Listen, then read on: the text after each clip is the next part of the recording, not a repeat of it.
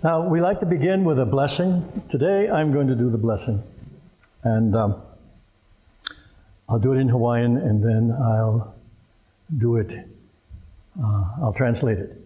It's a chant, and it's the kind of blessing that helps you focus on something good. Okay? So, called E Ike Mai. Iluna la iluna na manu o kaleva. Ilalo la ilalo na pua o kahunua. Ikai la ikai na ia o kamoana. Iuka la iuka na hulula au. Haina mai ana kapawana. Ahe nani keone. Above, the birds of the sky. Below, the flowers of the earth. Seaward, the fish in the ocean. Inland, the trees of the forest. This is what I have to say to you. Oh, how beautiful is this world. Mama. So, now we begin the topic for the talk story. We'd like to begin with a story. So, I'm going to tell you a Hawaiian legend. And it begins like this.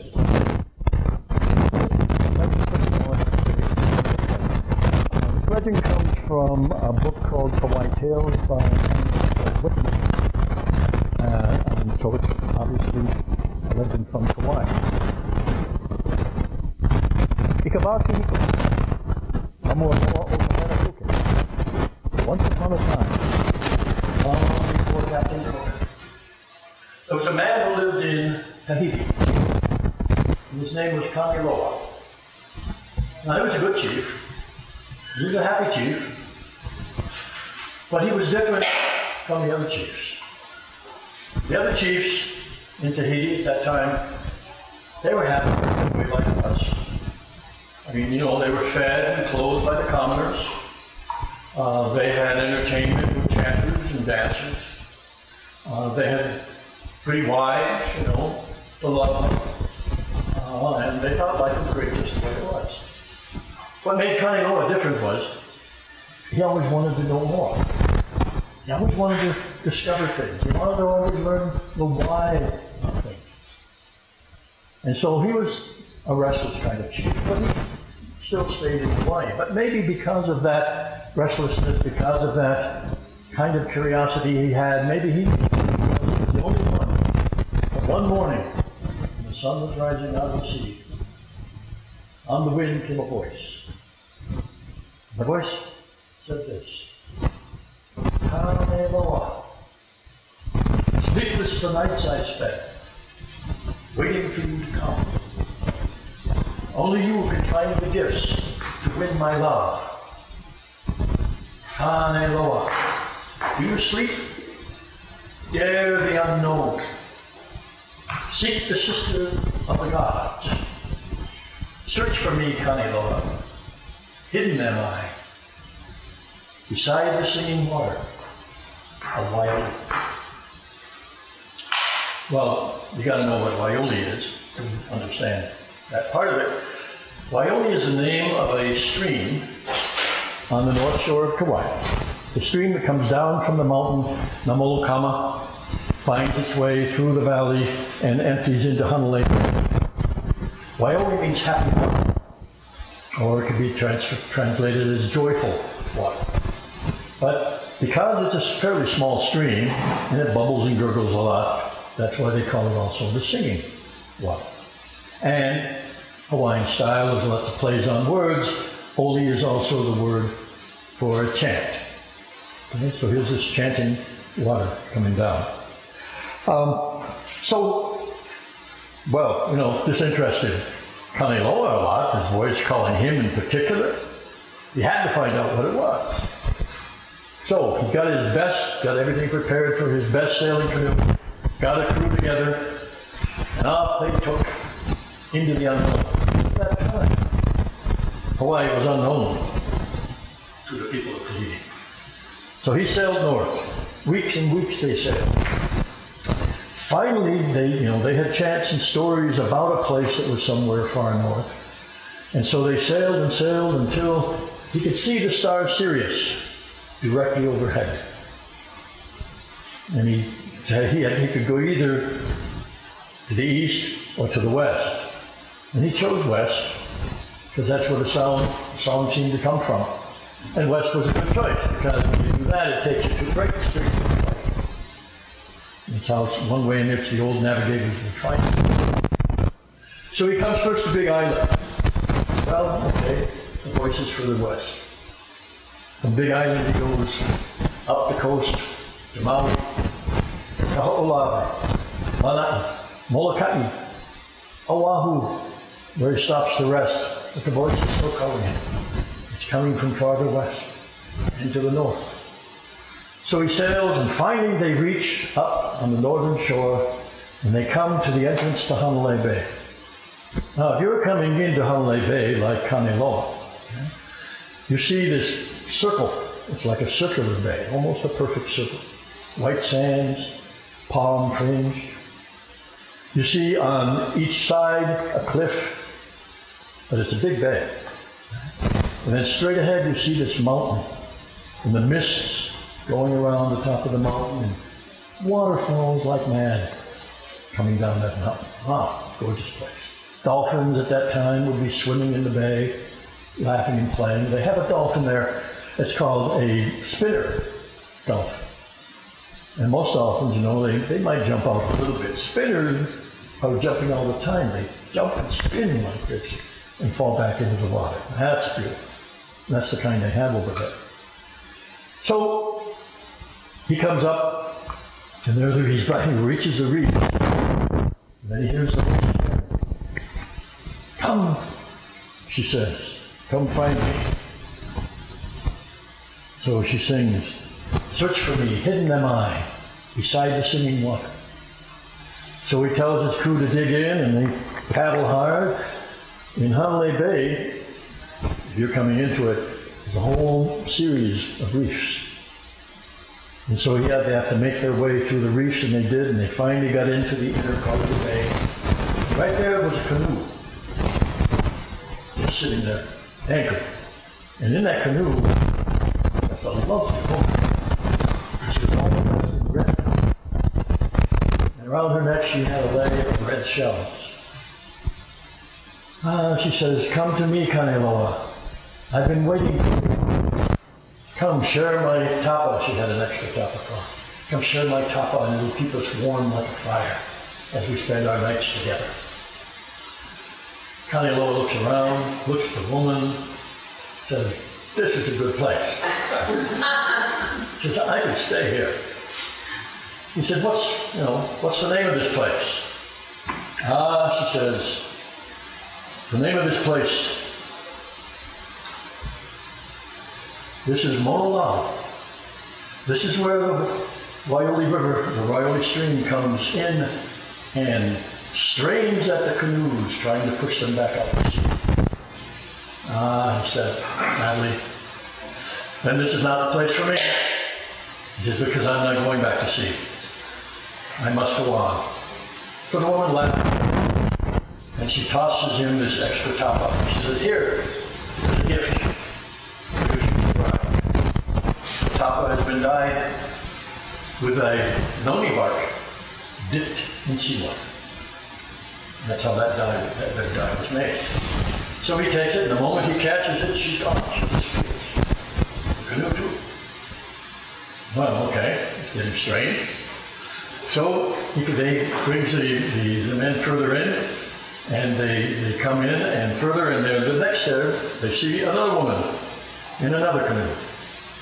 They beached the canoe, and he got out. He told his crew to stay there.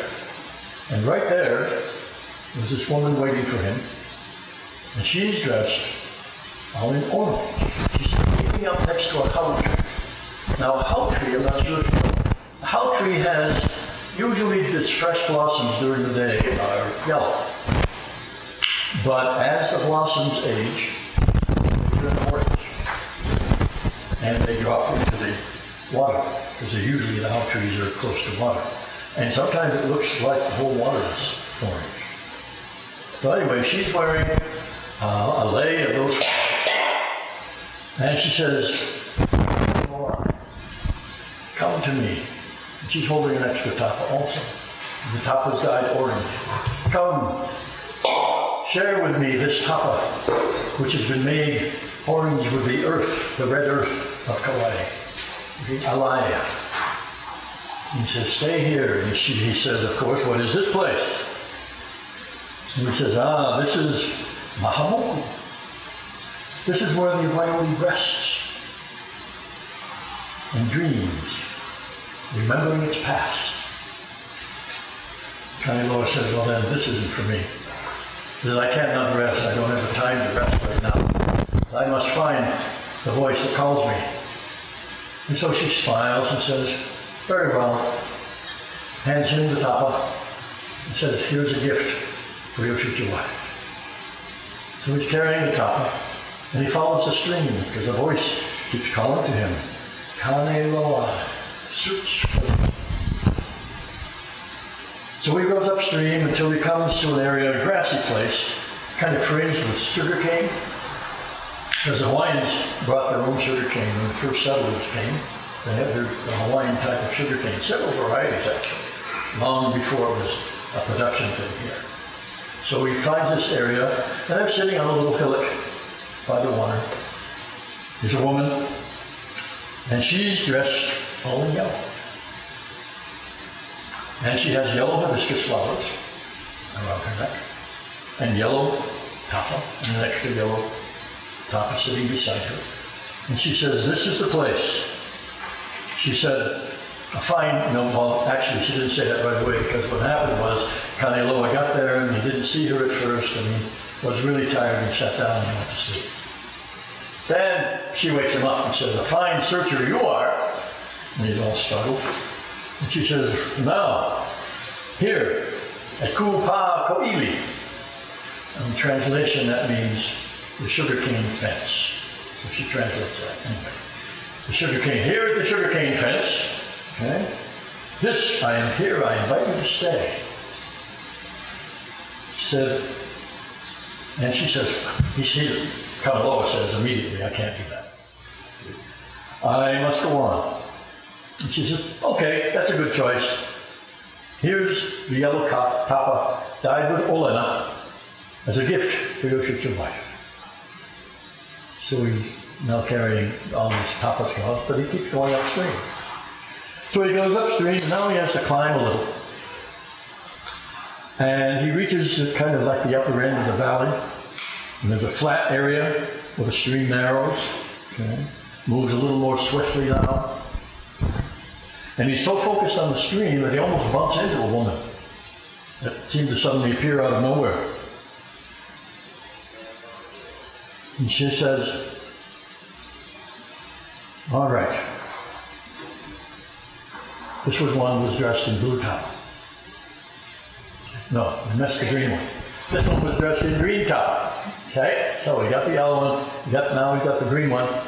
And she's all dressed in green, and she tries to get him to stay just like all the others, and he can't stay, he's got to keep going. And so finally she says, all right. She says, here's the green tapa made with the popo leaves. So he takes that and he goes on. And then he keeps going on further, and then he reaches a little higher place where the water is now, there's a little waterfall there of the Waioli stream. And sitting there is a woman all dressed in blue. And she's wearing a lei of blueberries, not blueberries, but blueberries. And so, she stops. She's a little mature, this woman. She's not, as young as the other, but she is really good looking and has a comforting feel about her. And the place feels comfortable. Whoa, Kahili likes this place. And she says, no need to tell me that you must go. I know that.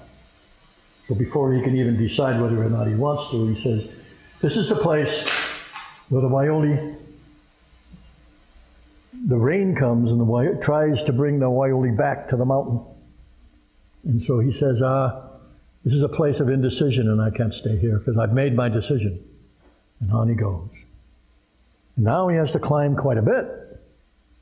So now he climbs up and higher, and he comes to this one little kind of they have these things called hanging valleys on Kauai, where the waterfall comes down the mountain and then creates a little pocket.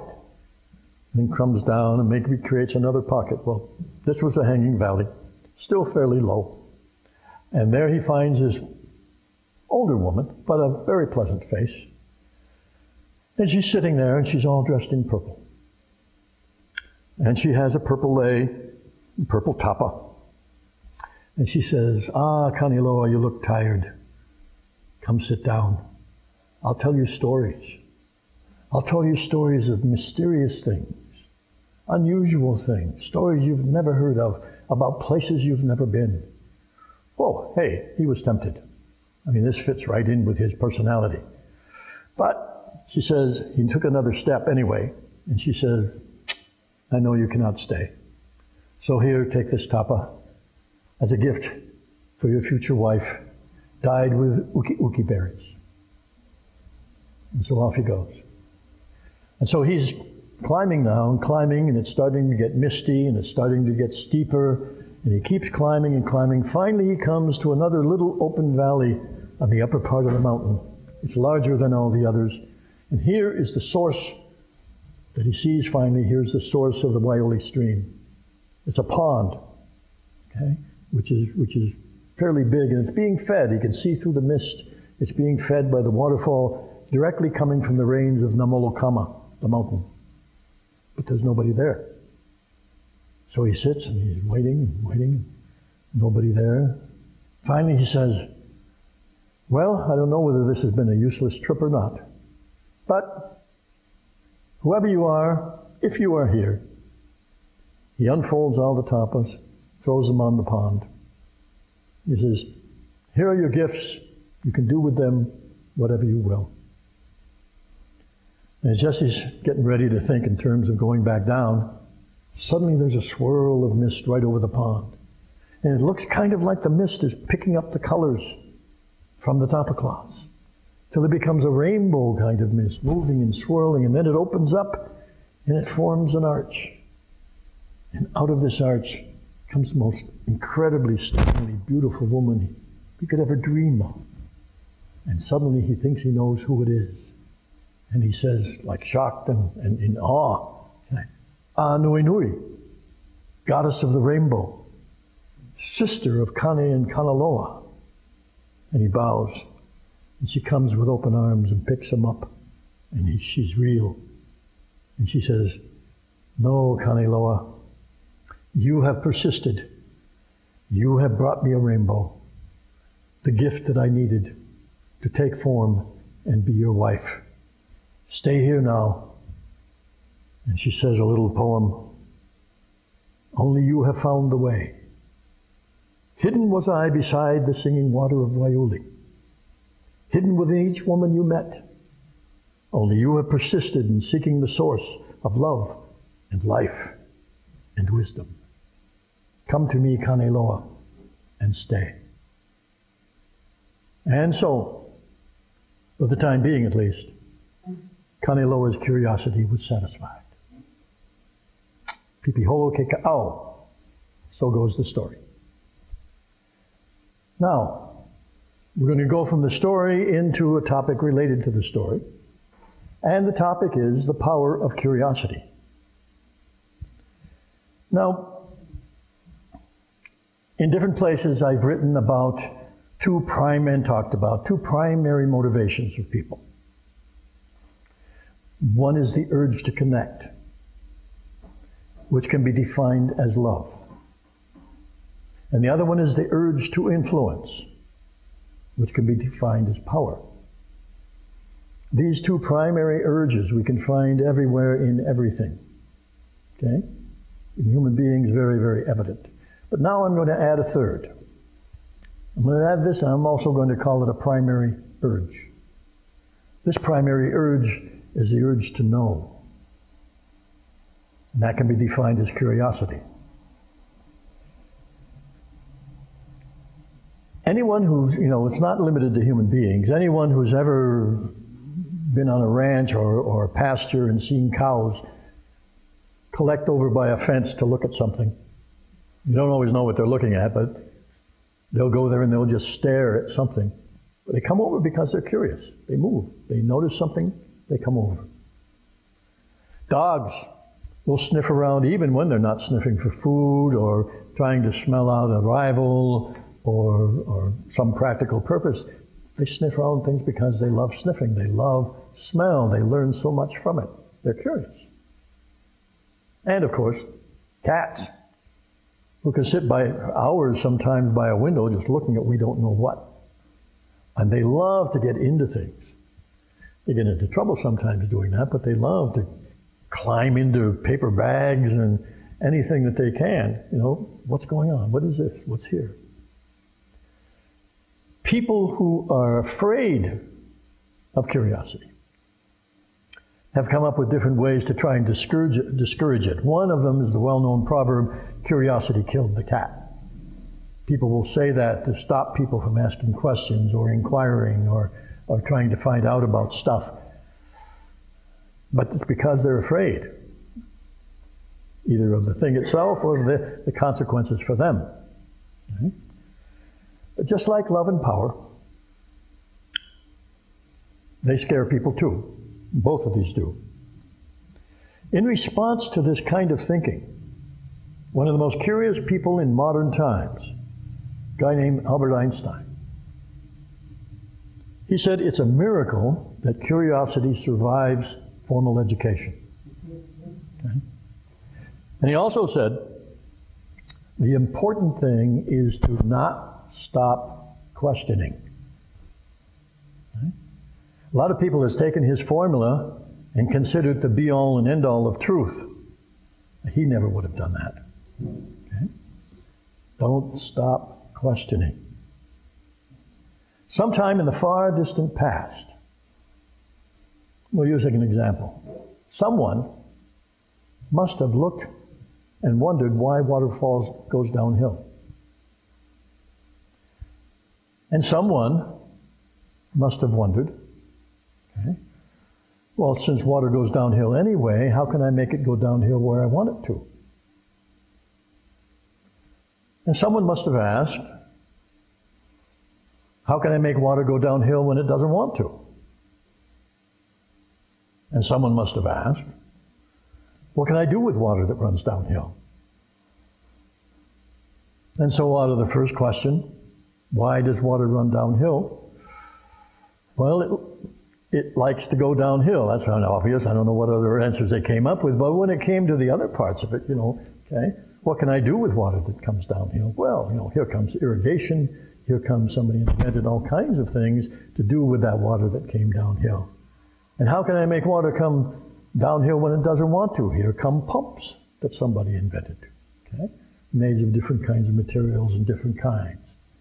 And what can I do with the water that comes downhill? Well, you get water wheels, and then we have water mills that grind grain and all the other inventions that came out of it. But there had to be a question first. Somebody had to wonder, what if, or how? Everything in our lives that we think makes our thinking better, makes our feelings, makes our actions better today in the modern world has come out of curiosity.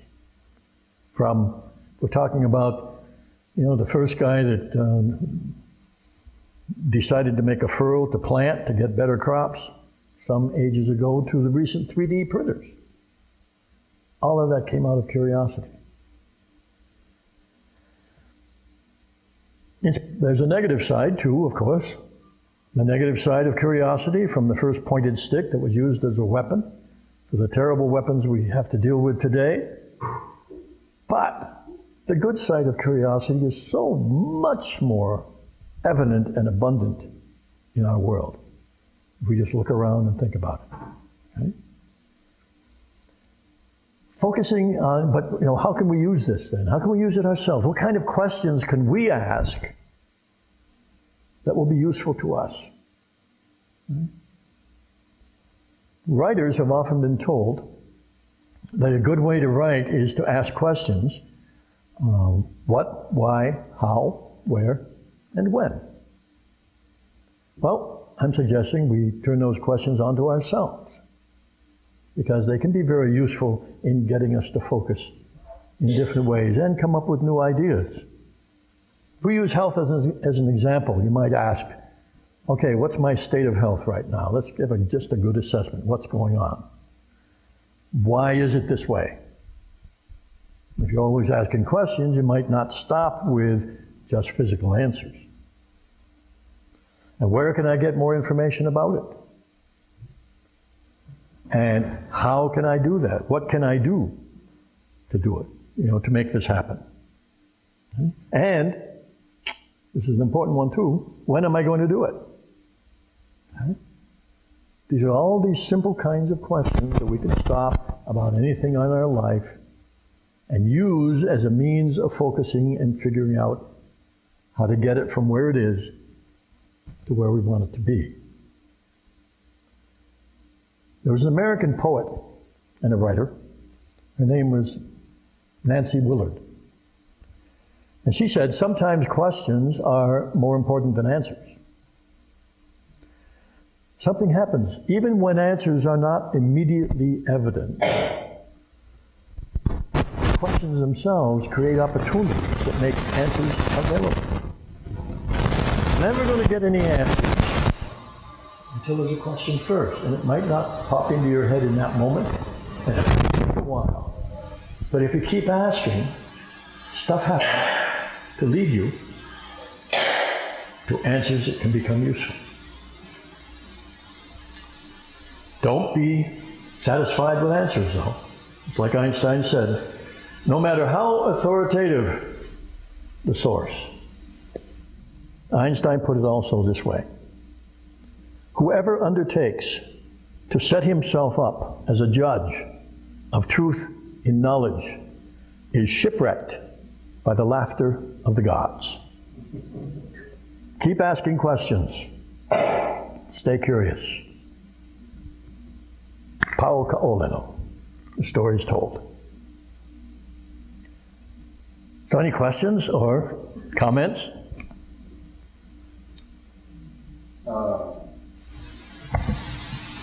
Where does a question stop and becomes an obsession?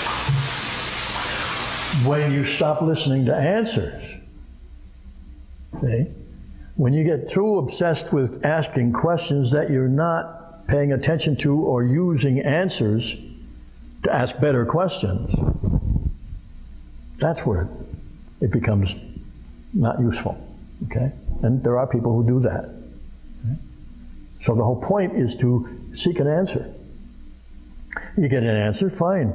And then you question something about that answer at some point. Oh, hey, wow, this works. This is fantastic. This is the best healing technique I've ever found. Does it work for everything? Can I modify it? How can I improve it? Can I mix it with this one? See? They can lead you on to more and more growth. Right? Yeah, I know. I know that happens. Well, that's like I say, sometimes parents and teachers just don't want to be bothered anymore. Sit and listen. Okay? That makes it so easier on them. Because sometimes parents and teachers don't know the answer. Okay? You'd be amazed how often that happens. Even when people are supposed to know everything, you can ask a question. One of the best questions I was ever asked was when I was 9 years old. My younger brother was 5. I don't remember the I remember the incident, not the circumstances of what brought it about, but it had a powerful, powerful impact on my life. Because what he asked was, why is a goat? He didn't ask, why does a goat do this? Why does a goat look like that? Why does a goat smell this way? He said, why is a goat? That just stunned me, and I could never forget that. And it led me into some incredibly fascinating places. Okay? And it wasn't, definitely didn't have an answer at that moment. Never has had a complete one. But boy, has it led me on some good adventures. Yeah.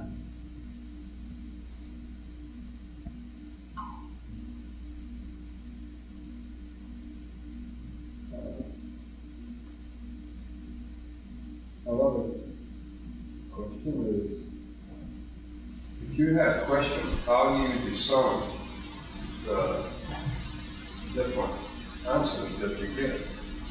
Ah, sure. That comes, I don't know which one of these other ones you would put that under, but at some point, this is what happens with obsession because people are afraid to act. At some point, you have to choose to act. Now, this is good science, okay? You question, an answer comes, you test it out. How well does this work? And that would lead you on, okay? But that's how you discern. You know, the answer may be good, it may be really, really good, it may be terrible, okay? But you're not going to find out until you test it. So that's what you do. You don't try to figure it out first. Because nowadays a lot of people come with like preset answers. Oh, sure. That they would like you to take that. Remember that last thing I said about Einstein? Okay? Yeah, don't accept that as the be-all and end-all. There are so many people who call themselves scientists today who absolutely refuse to question the accuracy of the speed of light. Now here's a place where they don't want it to be different. They don't want anybody to ask whether it's always constant, because that messes up hundreds of thousands of equations. See, this is good, and this came from some of my students. An equation, mathematical equation, has to have something in it that's called a constant. It's kind of like a base or an anchor. And then it has variables that can have any description or any number around that constant. And so it's kind of like you bounce the variables off the constant to get an answer. If your constant is a variable, you are sunk, okay? Because the equation can't work. Well, they loved Einstein's use of the speed of light, and it was arbitrary. And he admitted it. He just picked it as something that because he needed a constant, and so he made the assumption that this was constant, and then he made some good equations from that. Okay? But an awful lot of stuff has come to light, and one of the most interesting things in recent research is that extreme cold can slow down light. Well, if that's so, you know, out in space it's extreme cold. And so when somebody's saying that some particular star is 500 million light years away, maybe not. If light doesn't go as fast as they say it does. Okay? And there could be conditions out there in which it speeds up. So a lot of stars might be a lot more closer than people think they are. But if you never question it, you're never even going to get that idea and try and find out. Right? Why do you think that people who are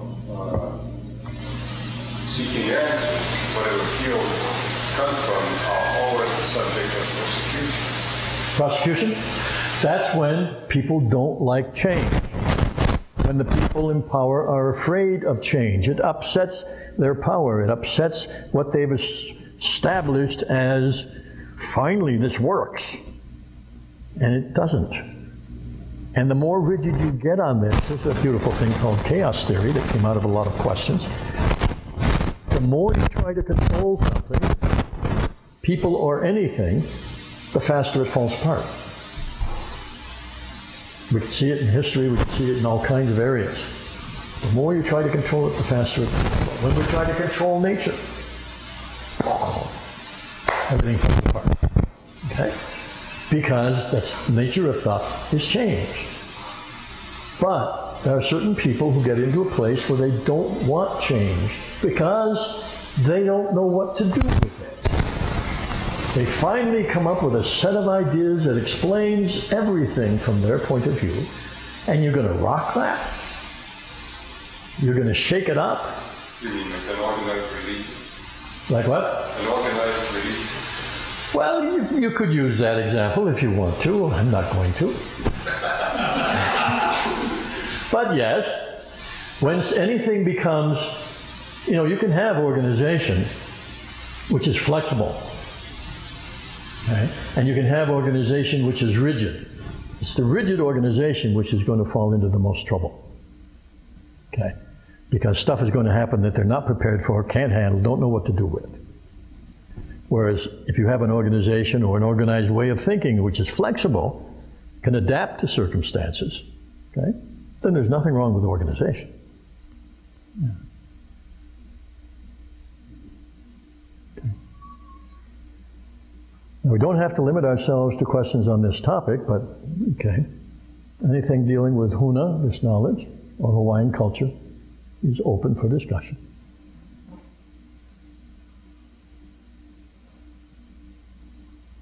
Health, wealth, happiness, and success. We can handle it all. Let's put it this way. I will give you an answer. And hopefully it'll be useful.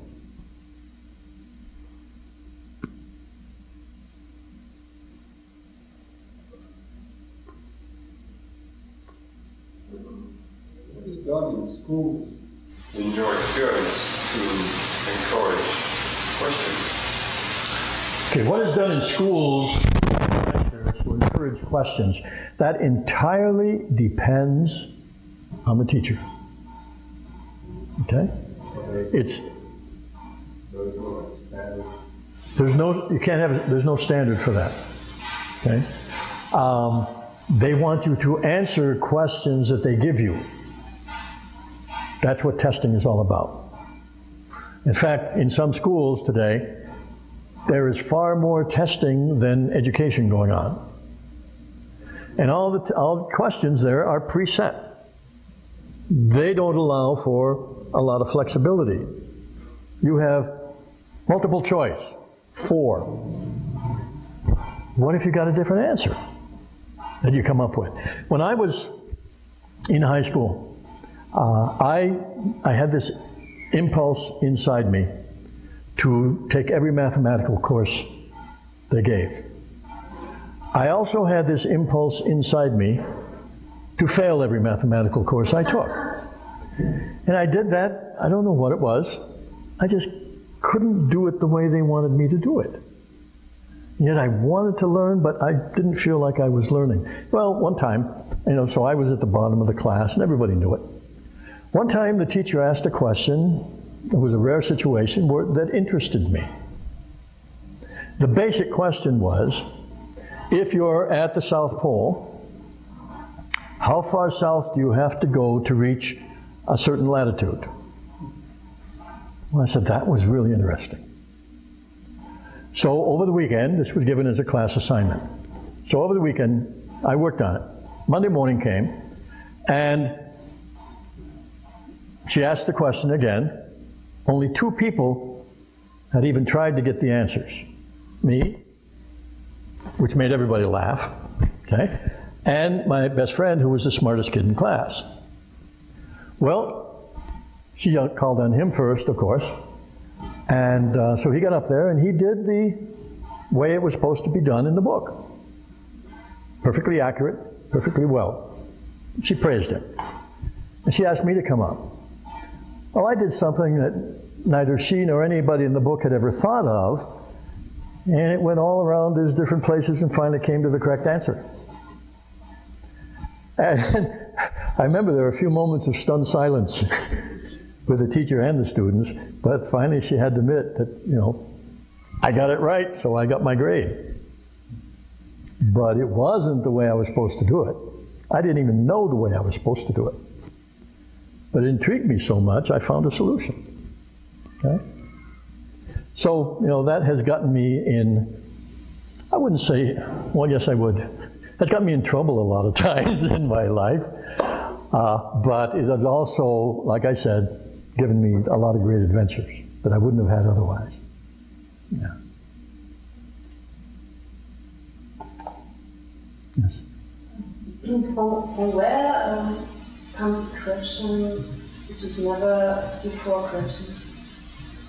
From where it comes? A new question which never appeared before. From where? We can. The easiest way to say is from inspiration. Now, where does the inspiration come from? That's a good question. Okay. And some questions, until we have a more complete answer, we have to make do with partial answers. Until we know and grow enough to accept a different answer. So, some people will say it comes from God, and depends on how you define God. Sure, why not? Some people will say it's an inspiration from your own spiritual self. Okay. In our teaching, what we say is, who cares where it comes from? Is it any good? Since we can't answer absolutely these certain kinds of questions, how useful is it? That becomes, because in an infinite universe, it could come from an infinite number of sources. Is it a good question? Does it teach you something? Does it help you learn something? Does it help you do something? That's the criteria we use. So what do you attribute the lack of curiosity? Fear. Since I assume that curiosity is one of the primary human motivations, it is what keeps us growing and knowing. When someone refuses, it's like when someone refuses to love because they're afraid of getting hurt.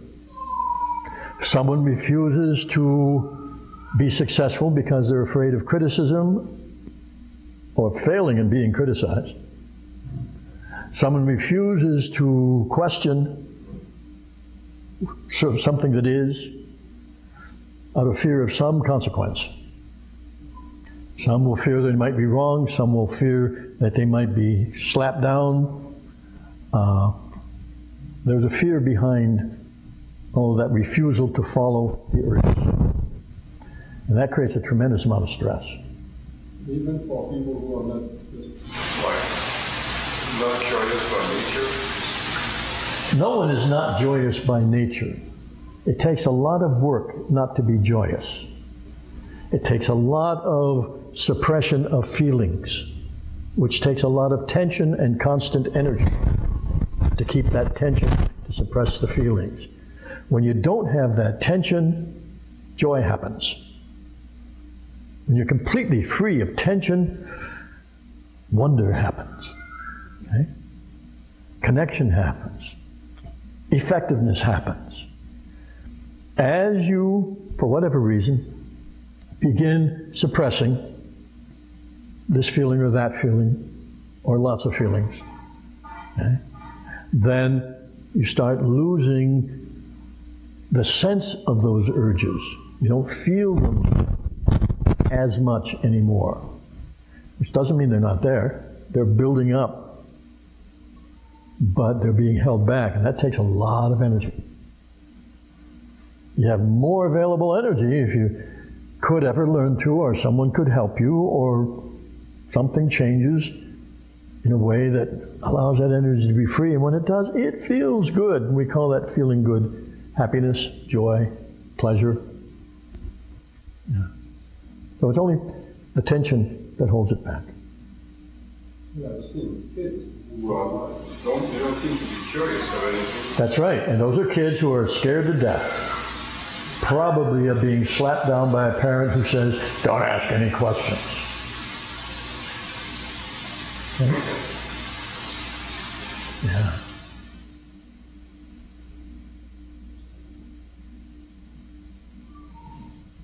Okay. We're going to have well, first of all, this is a free meeting. Once you feel comfortable with that, We do have some projects that you might be interested in helping, completely voluntary. One of the things we do is we send certain kinds of healing information, healing techniques, in these little booklets over here, free to everybody around the world, free to individuals. It doesn't matter where they are, we'll send them out free. That free has to come from someplace.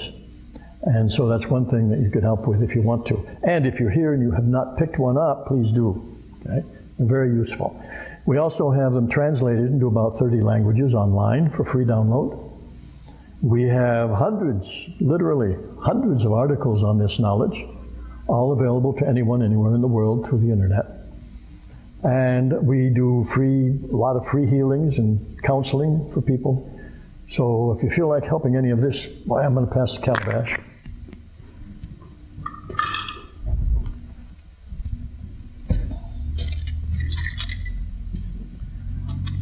Now, we also have a practice we like to finish with, where we take these pieces of nature that have been contributed by people all around the world, and we use them for healing. And so we're going to have a little healing blessing here. Someone will tell you how to do it, how to use it. So just pick one out. You don't have to search for one. They'll pick you out.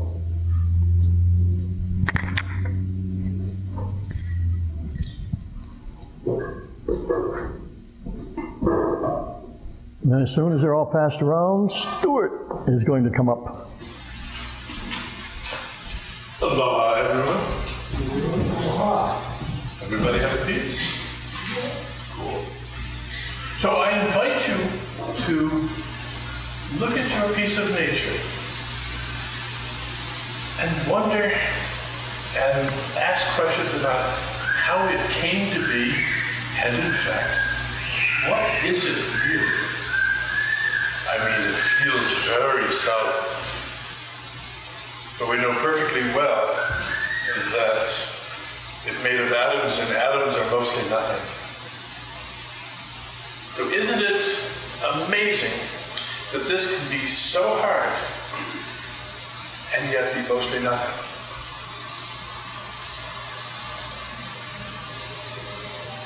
And we can look at it and wonder how it can be so beautiful. And it's beautiful because of our attitude in looking at it. But it isn't a curious thing that a piece of nature like this can affect us so much. So I invite you to close your eyes and to feel your sense of curiosity. To be aware of your sense of wonder. To feel the wonder that you have about all the miraculous things in this life. There are so many things to look at, to experience, that when we take the time to do it, are just amazing. So take the time to feel that sense of wonder.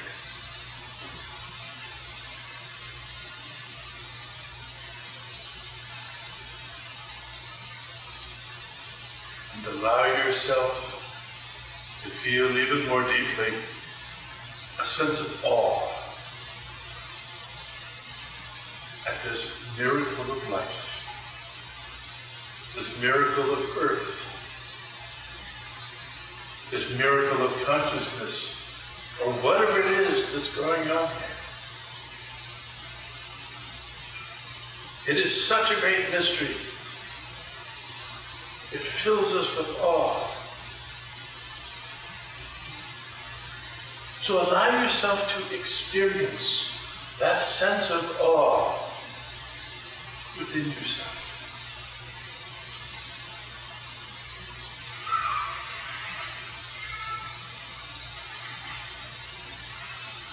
And notice where that awe takes you.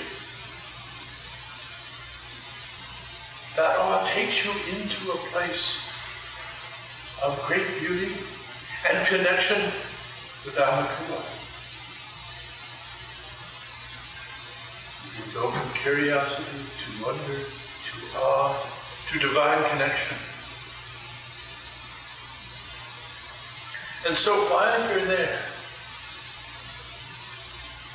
you can ask for a healing of anything, for anyone.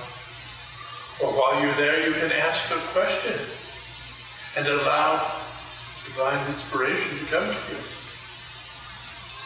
So go ahead, ask something.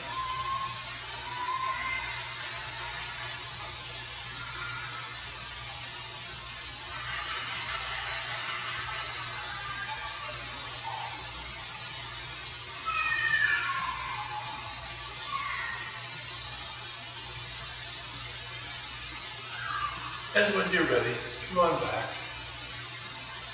Come on back into this room.